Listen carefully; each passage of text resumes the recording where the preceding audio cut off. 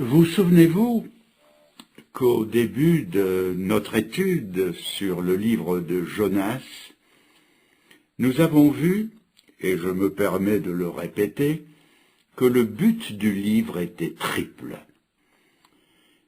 Il y avait un but moral, un but symbolique et un but prophétique. Ce soir, nous reprenons le récit là où nous l'avons laissé, c'est-à-dire au moment où Jonas se couche et s'endort profondément. Nous poursuivons au verset 6. Le pilote s'approcha de lui et lui dit « Que fais-tu là, dormeur ?» Ou selon d'autres versions, « Pourquoi dors-tu » ? Lève-toi, invoque ton Dieu. Peut-être voudra-t-il penser à nous et nous ne périrons pas. Nous nous limiterons ce soir à ceci. Le pilote lui dit « Pourquoi dors-tu » ou « Que fais-tu là, dormeur ?» Lève-toi, invoque ton Dieu. La parole du pilote vous rappelle-t-elle quelque chose? Justement, du début. Lève-toi. Ce mot, nous l'avons déjà rencontré au début du verset 2, où l'Éternel s'adresse à Jonas et lui dit « Lève-toi ». C'est exactement la même parole qu'il a entendue quelques jours plus tôt, et cette parole « Lève-toi » lui est rapportée avec exactitude, mais cette fois-ci par la bouche d'un païen. Dieu doit se servir d'un pilote inconverti comme d'une nouvelle ânesse de Balaam pour arrêter la démence de son prophète. Quelle humiliation pour un croyant, dont le corps est devenu le temple du Saint-Esprit, de recevoir l'exemple et l'exhortation de ceux à qui il devait donner et l'exemple et l'exhortation.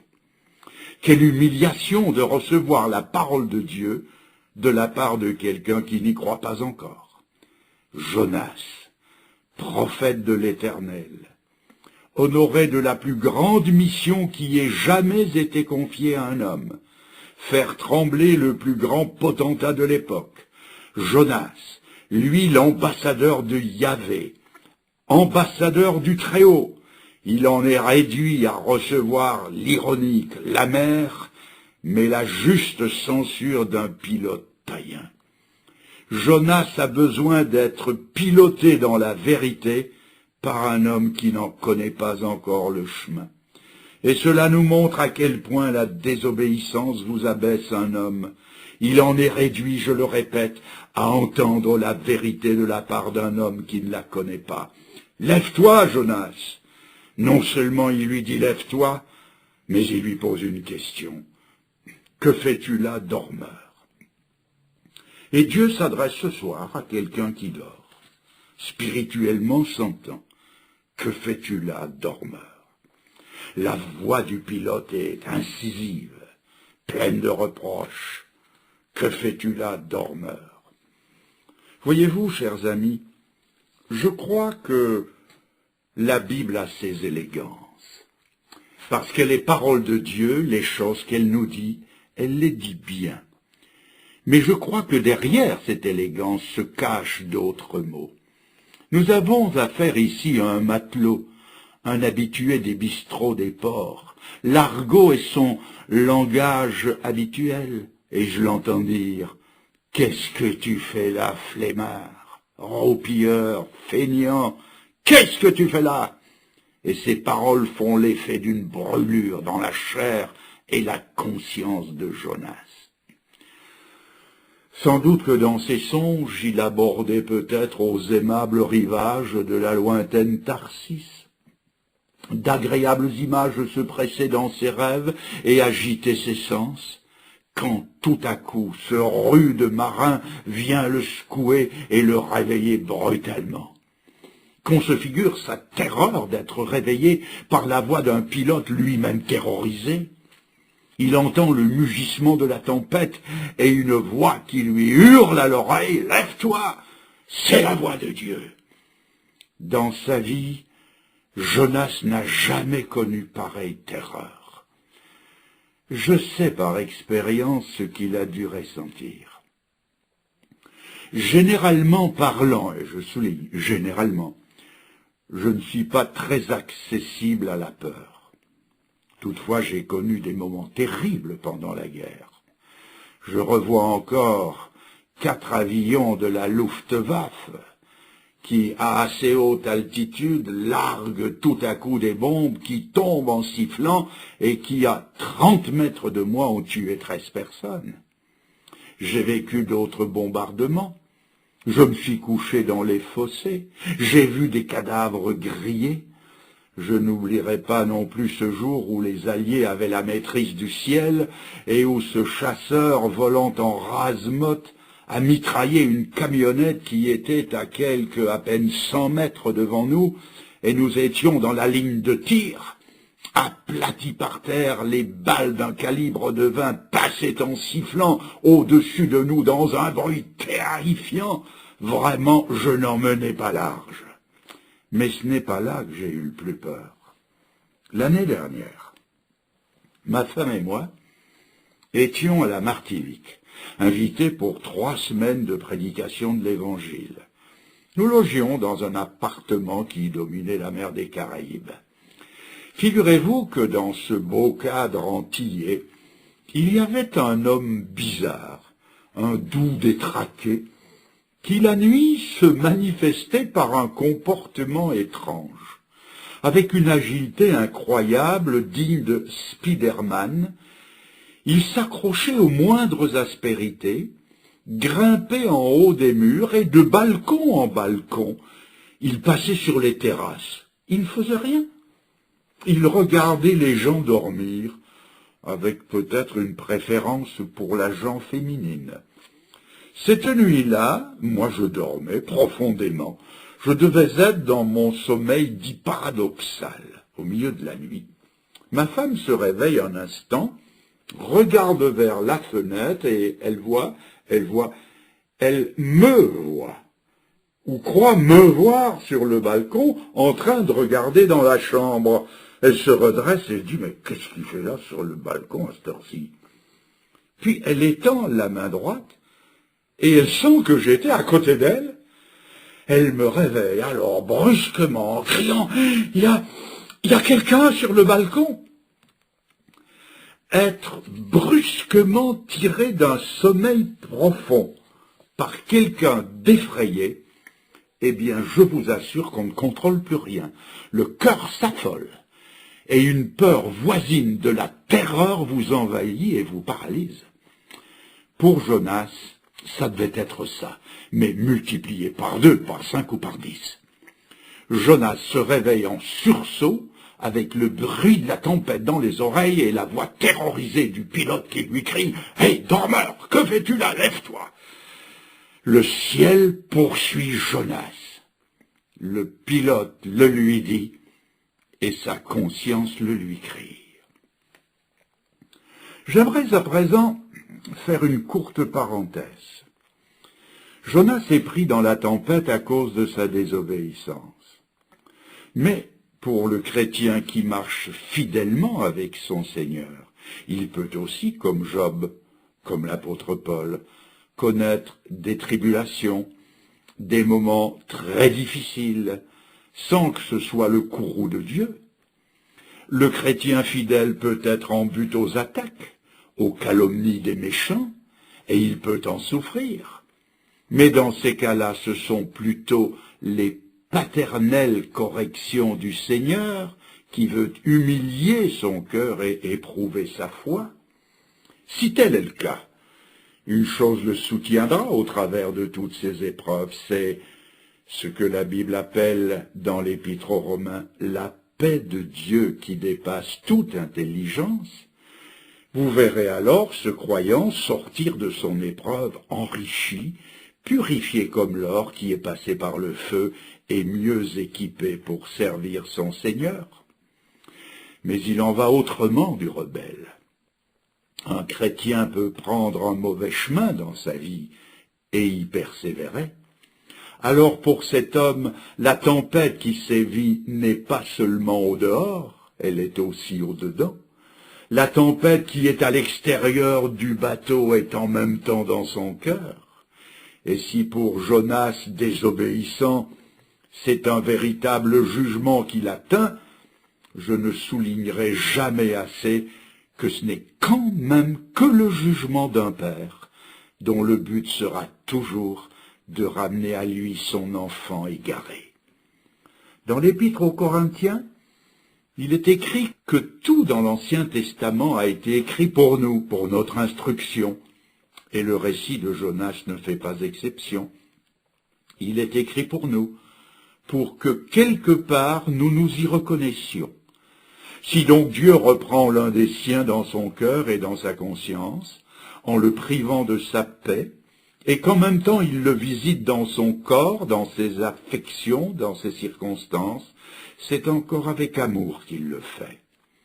Et s'il y a dans mon auditoire ce soir quelqu'un qui est l'objet des attentions rigoureuses de Dieu, quelqu'un qui passe par des moments difficiles, qu'il ne perde pas courage, qu'il retourne à la parole de Dieu et qu'il court se jeter dans les bras du Seigneur. Un de nos beaux chants dit « Si tu veux fuir ma colère, cache-toi dans mon amour. » Que cette personne laisse sa folie et Dieu le recevra. Mais de grâce que personne n'oblige Dieu à lui envoyer de tels messagers. Dans le psaume 32, il est dit « Ne soyez pas comme un cheval ou un mulet sans intelligence. On les bride avec un frein et un mors dont on les part. » C'était le cas de Jonas. Dieu a dû intervenir en force dans sa vie, car à ce moment-là, il était comme un âne et comme un cheval sans intelligence, mais que ce soit plutôt comme au verset 26 de ce même psaume, que tout homme pieux te prie au temps convenable. Si de grandes eaux débordent, elles ne l'atteindront nullement.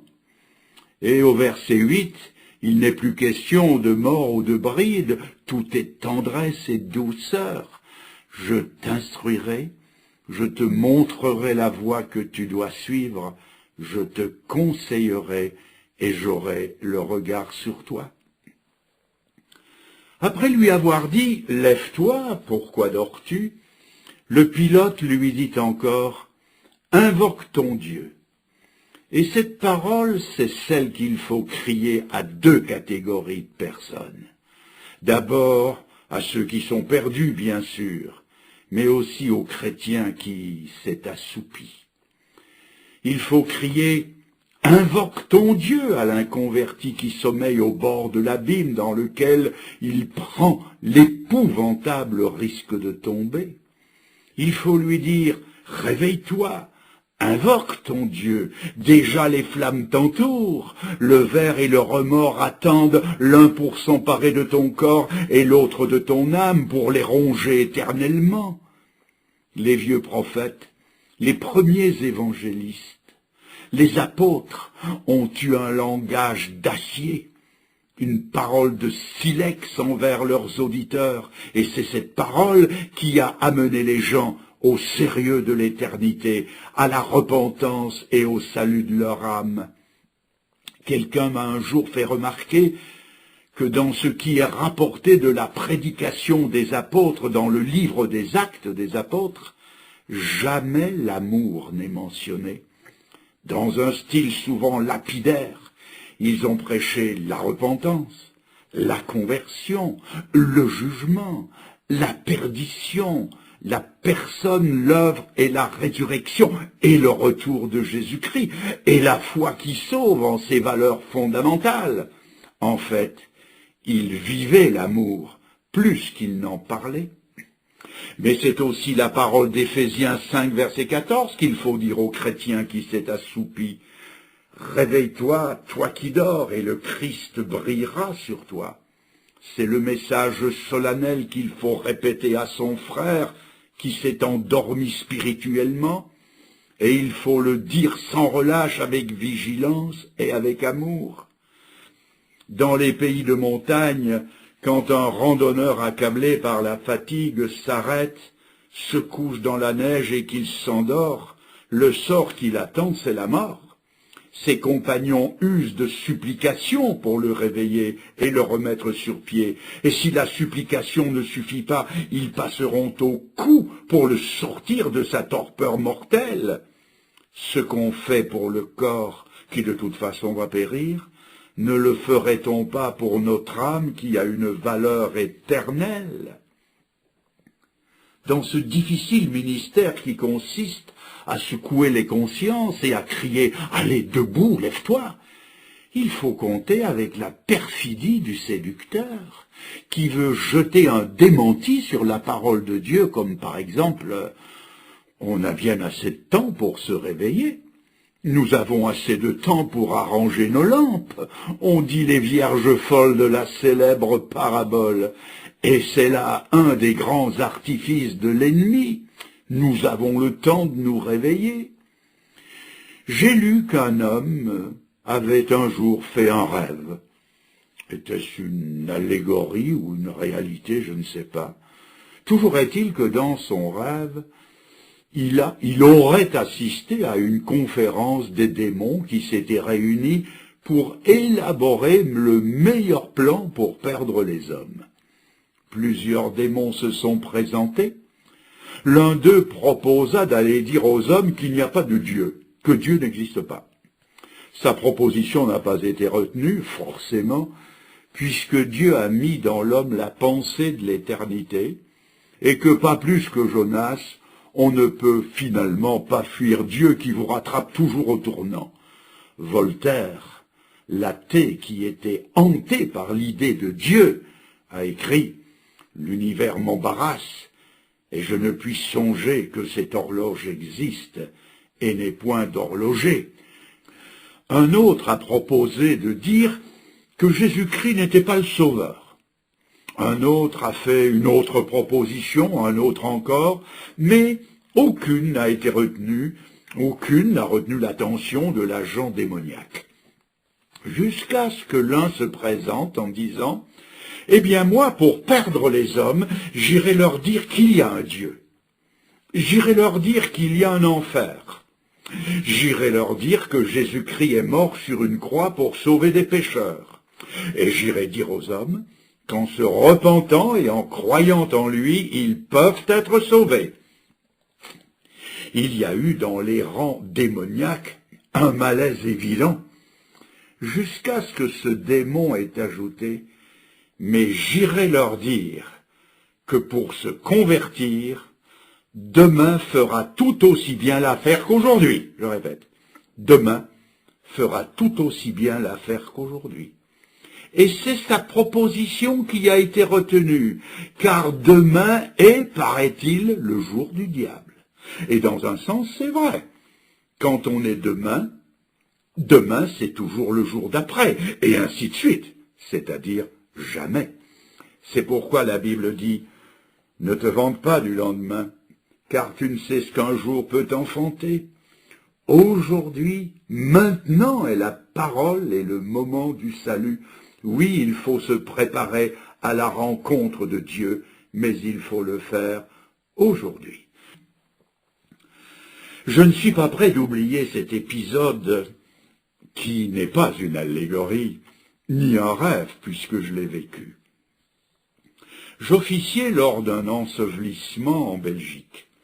Au cimetière, alors qu'on descendait le cercueil dans la fosse, j'ai osé dire à la foule « Il est possible qu'au moment où je vous parle, le menuisier du village est en train de raboter les planches qui vont servir au cercueil de quelqu'un qui est parmi nous. » Il y avait là un homme d'environ 30 ans qui m'a regardé avec un sourire narquois sur les lèvres, ayant l'air de dire « Il faut quand même pas pousser ». 2 heures après, c'était son tour.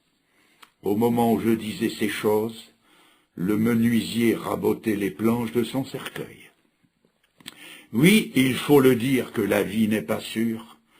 Dans les jours sérieux que nous vivons, jours prophétiques où l'assoupissement envahit l'Église, il convient de s'adresser mutuellement cette parole de vérité. Le Seigneur est à la porte. Levez-vous. Malheur aux vierges folles, malheur à ceux qui se sont endormis, le Seigneur revient. Plus que jamais devant l'imminence de cette échéance de laquelle on nous a tellement entretenus, et que les événements confirment, c'est l'heure de prier, c'est l'heure de veiller, c'est l'heure de résister au sommeil. Ce n'est pas l'heure des grands intérêts matériels et politiques, c'est l'heure de regarder au cadran des siècles. Et que dit-il? Je vous cite des paroles de l'Écriture. L'heure s'est avancée, le salut est plus proche de vous que le jour où vous avez cru. Voici, je viens bientôt. Ou encore, prépare-toi à la rencontre de ton Dieu. Oui, il faut regarder en haut. Mais comment allons-nous regarder en haut si l'Église s'est assoupie? L'Église a perdu son espérance. On ne nous parle plus guère du ciel aujourd'hui. On m'a fait remarquer que dans un nouveau recueil de cantiques, il n'y avait pas 2 chants qui parlaient du ciel. Et je l'ai vérifié. J'ai écouté récemment une cassette audio de la colonelle Malan, auteur des Échos du ciel. À près de 90 ans, elle jouait au piano et d'une voix cassée par l'âge, elle chantait « Parlez-moi, oh, parlez-moi du ciel ». Aujourd'hui, cette espérance, ces regards tournés vers le haut n'apparaissent plus guère dans nos nouveaux recueils. Nous savons tous ces choses, et néanmoins nous sommeillons comme Jonas, à fond de cale.